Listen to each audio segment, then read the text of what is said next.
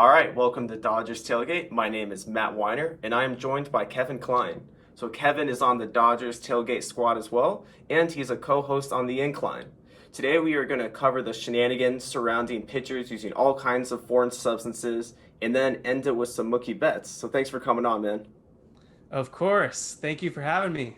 Yeah, so before heading into all the drama and then trying to figure out what the Mookie Betts 2021 experience is like, I wanted to start it off with something a little painful. So personally, and then throwback, and hopefully we'll get the good nostalgia and angry nostalgia going. But my biggest heartbreak of my childhood was the Matt Stairs pinch hit home run in the NLCS in 2008 against the Phillies in the top of the eighth. That pretty much sealed the series.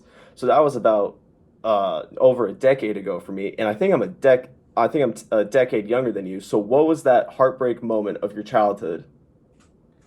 Yeah, I was actually thinking of the same time frame. So I was in high school, kind of Mhm. close to graduating, I want to say. But I'm actually going to go to 2009 when we played the Phillies yet again. But this time, the Dodgers were actually the best team in the National League.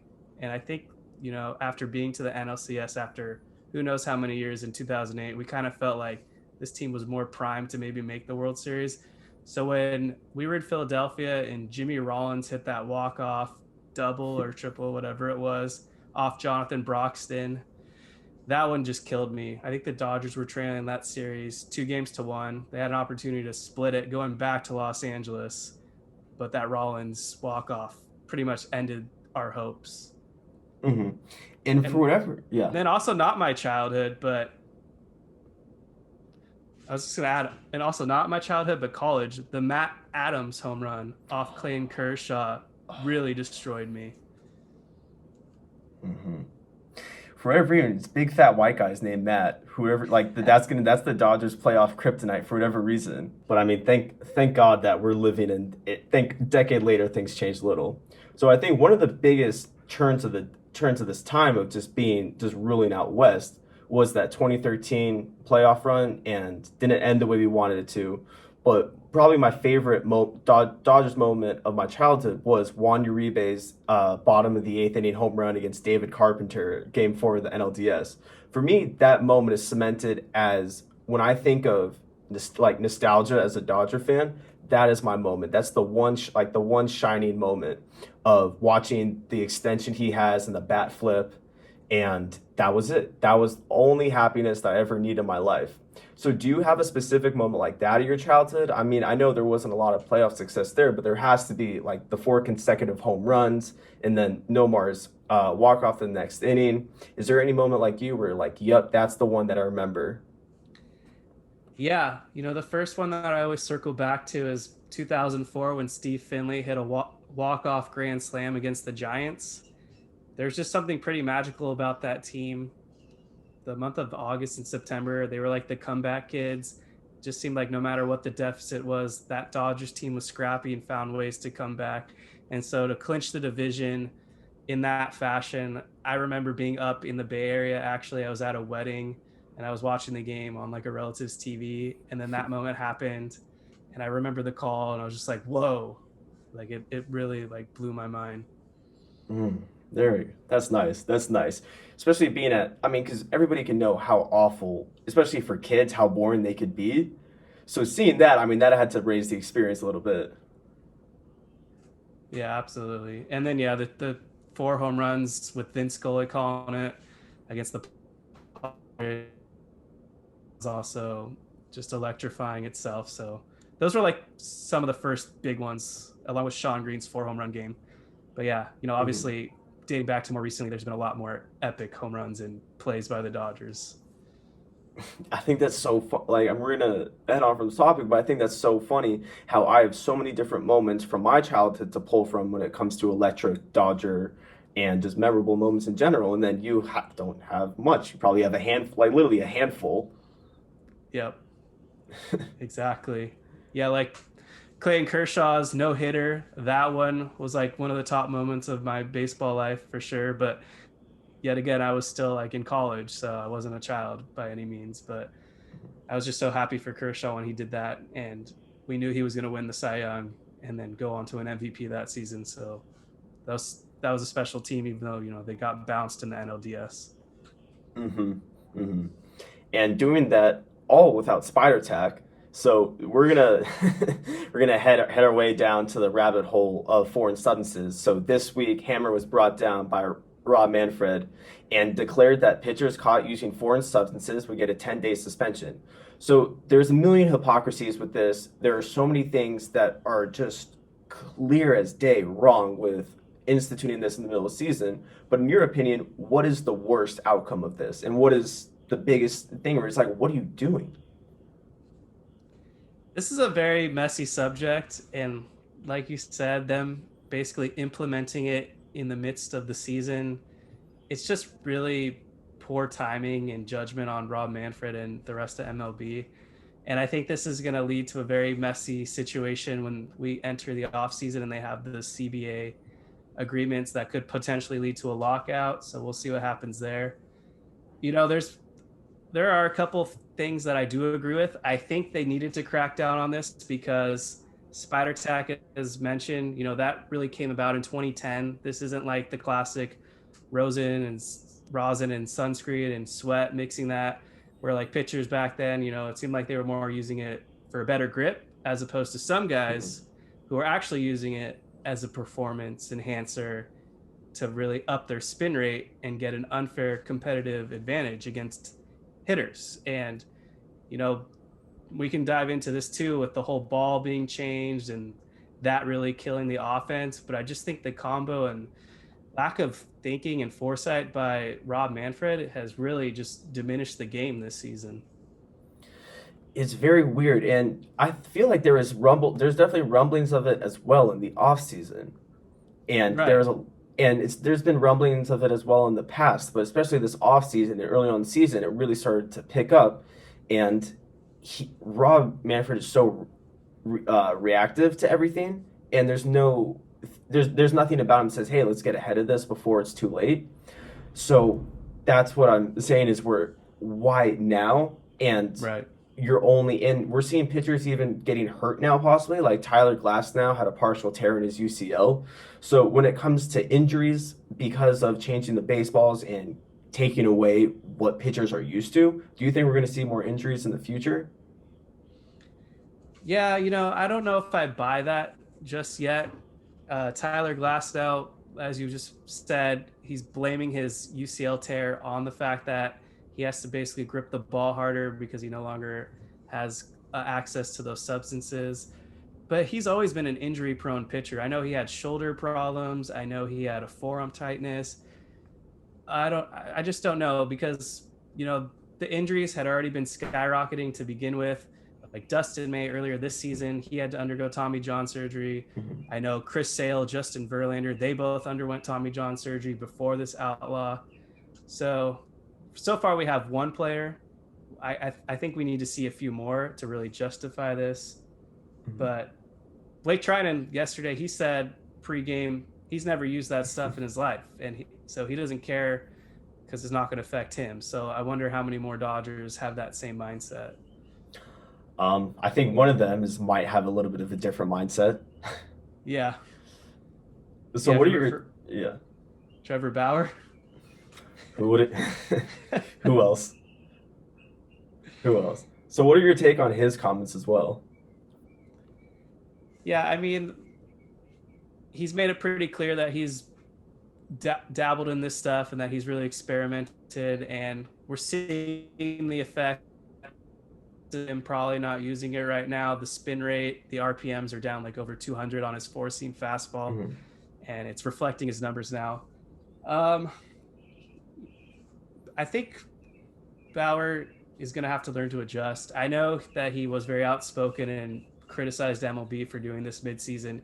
He revealed on his vlog yesterday, like, they were only told in the off season like this was going to be for research purposes and that they weren't really going to crack down and punish players for violating the rules per se.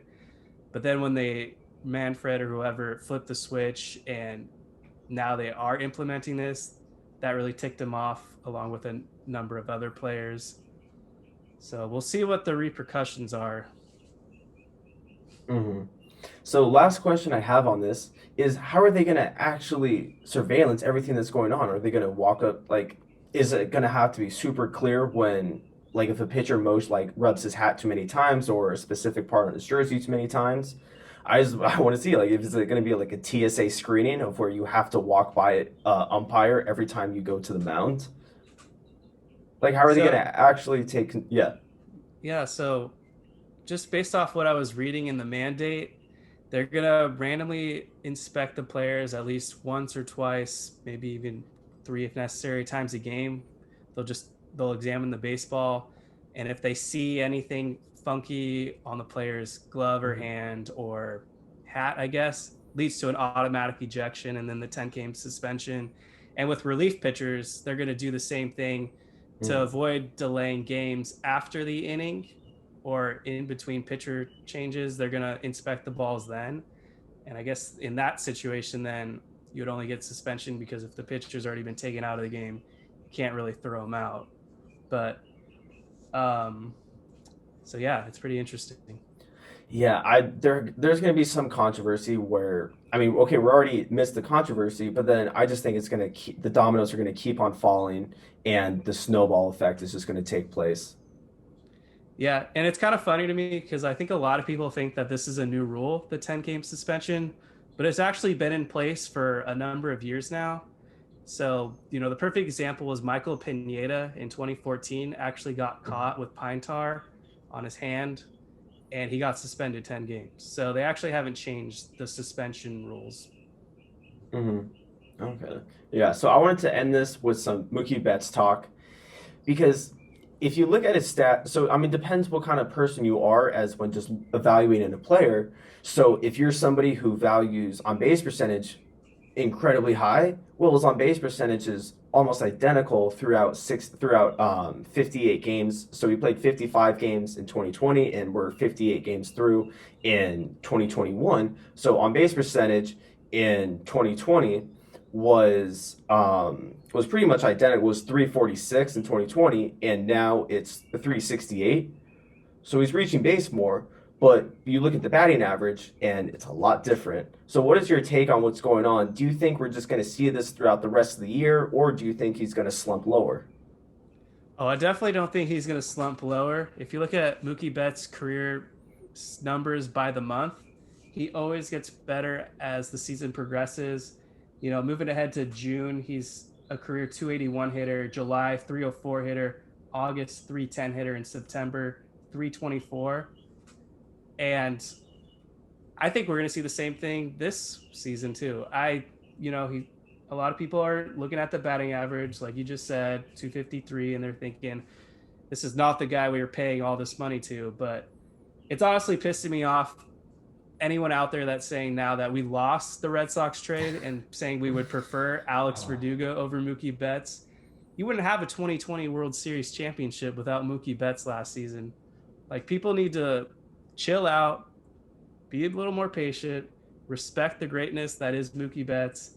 And I still think he is having a good season. No, he's not having a great MVP season like maybe a lot of us had hoped. But it's also just not realistic expectations to think he's going to put up the same Boston numbers like he did in 2018 and 2019. Like he's going from an AL East ballpark where he played in Fenway, Baltimore, Yankee Stadium, where they're all very friendly hitter ballparks, to now going out to the NL West where the pitching is a lot tougher. The ballparks are a lot tougher to hit home runs out of as well. Petco, Dodger Stadium, eight or Oracle now. So it's just a different, and then the ball being deadened on top of all this, like the odds just weren't in Mookie's favor thus far, and I think he's going to adjust. mm-hmm, mm-hmm. Yeah, I mean, and even if things stay where they're at and he keeps this pace up the whole year, I'm very okay with that. Like this, I mean, think about it right now. We're 41 and 27, I believe two games out of first place, and our best player isn't playing anywhere near his peak. Yeah, absolutely. What else do you want? He's peak, and Cody Bellinger has done pretty much nothing for us this year. Like Right. I hate to say it, but it's just what it is. Like I don't want to come off as a don't want to come off as a hater, but I mean he just doesn't hasn't done anything. Definitely, yeah. And that's the other key thing is like at least Mookie Betts is out there. He's still putting up an 822 OPS, which is great in my opinion. The defense is still there. He's making Mhm. phenomenal defensive plays every game out. You don't have to question like him making any errors. You know, when the ball's hit to Mookie, you know he's going to catch it more likely than not. And I still stand if I was starting a team from scratch right now, the first player I'm selecting is Mookie Betts. Damn. Damn. All right, what's the so what's I mean, obviously kind of gave some evidence for it, but what is the elevator pitch for that? Mookie Betts is the definition of a five-tool player. He has the base running ability. He has the, which comes with the speed. You know, balls hit on the ground. He's at third base. He finds a way to get to home plate. The defense I just talked about. I think he's the best in the business. Maybe Cody Bellinger slightly better, but they're both phenomenal. Mookie Betts made that incredible catch just a week or two ago, where somehow he caught it in the air, did a 360, threw it to home plate, got the runner out. He's done that in the postseason too when he got Ozuna, doubled him up, which was like the game-changing play in the NLCS. Gets on base, still has the same on base numbers like he did last season. 8 home runs, you know, that's still some power. He's got pop. I just think he does it all. And the leadership, you know, the intangibles. He worked with Austin Barnes, helped him become a better hitter. I know Barnes isn't the same guy this season. He's helped identify pitchers when they're tipping pitches like Ross Stripling last year. And I just think when the Dodgers were down 3-1, Mookie Betts had like that mentality, like, don't worry, guys, we can still overcome this. So I think just there's a reason that he's won 2 World Series while a lot of guys haven't. Hmm. Yeah, I mean that's I don't want to give a take off the cuff of who I would want to start a team with. I mean, I would go and do a deep dive on that. But for the most part, if you had to say, oh, you're starting a franchise with Mookie Betts, I'd be more than okay with that. That's a very yeah crazy hot take, right? But yeah. So all right, thanks for joining me, Kevin. That was awesome. We talked some spider tack. We talked some trauma from the past, but also some nice nostalgia from the past. And you guys, I hope you guys enjoyed that. I hope you brought along some good memories and informed you all on the drama that's going around baseball. So you can follow Kevin on his social media. I'll link it all below. And then you could follow myself on my social media. I'll link it all below. And then make sure to follow Dodgers Tailgate. So Instagram is Dodger Tailgate, Facebook Dodgers Tailgate, and Twitter Dodgers Tailgate. So thank you much for tuning in and have a good rest of your day. Go Dodgers.